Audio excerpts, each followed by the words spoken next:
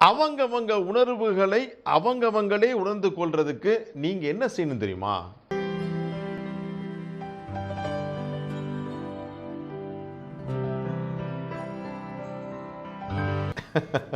இந்த உணர்வுகளை மதிக்கிறோம் அப்படின்னு சொல்லுவாங்க நிறைய பேர். இந்த உணர்வுகளை மதிக்கிறதுங்கிறது உங்களை மட்டுமே சார்ந்தது கிடையாது.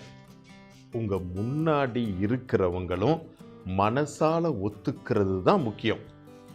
இதை நீங்க உணர்ந்தீங்கன்னு வச்சுக்கோங்களேன், உயர்ந்தவர்கள் வரிசையில உங்களுக்குன்னு ஒரு நிரந்தரமான இடம் கண்டிப்பா கிடைச்சிடும்.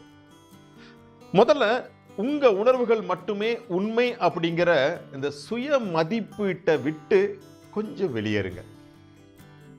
மற்றவங்களுடைய உணர்வுகளுக்கு உங்களுடைய அங்கீகாரம் அவசியமே இல்லை, உங்க ஆதரவும் தேவையில்லை, உங்க பச்சாதாபமும் வேண்டாம். இப்படி எதுவுமே அதுக்கு தேவைப்படாது. அவங்கவங்க உணர்வுகளை அவங்கவங்களே உணர்ந்து கொள்றதுக்கு நீங்க என்ன செய்யணும் தெரியுமா? மௌனம் காக்கிறதே மகத்தானது.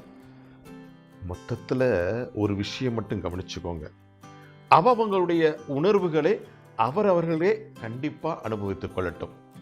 இதுக்கு உங்களுடைய துணை இருந்தால் மட்டுமே போதும். வேறு எதுவுமே எப்பவுமே தேவையும் இல்லை, அவசியமும் இல்லை. இதை விட்டுட்டு பிறருடைய உணர்வுகளை அலசுறது, குறைபட்டுக்கிறது, சந்தேகப்படுறது, பொய் புகழ்ச்சியா சொல்றது, புறம் பேசுறது, உதாசீனம் செய்யறது, இப்படி இதெல்லாம் வரிசைப்படுத்திய அத்தனையுமே தவிர்க்கிறது தான் ரொம்ப ரொம்ப நல்லது. பிறருடைய உணர்வுகளை காயப்படுவதை தடுப்பது மட்டுமல்லாம உங்களுடைய உணர்வுகளும் பலப்படும்.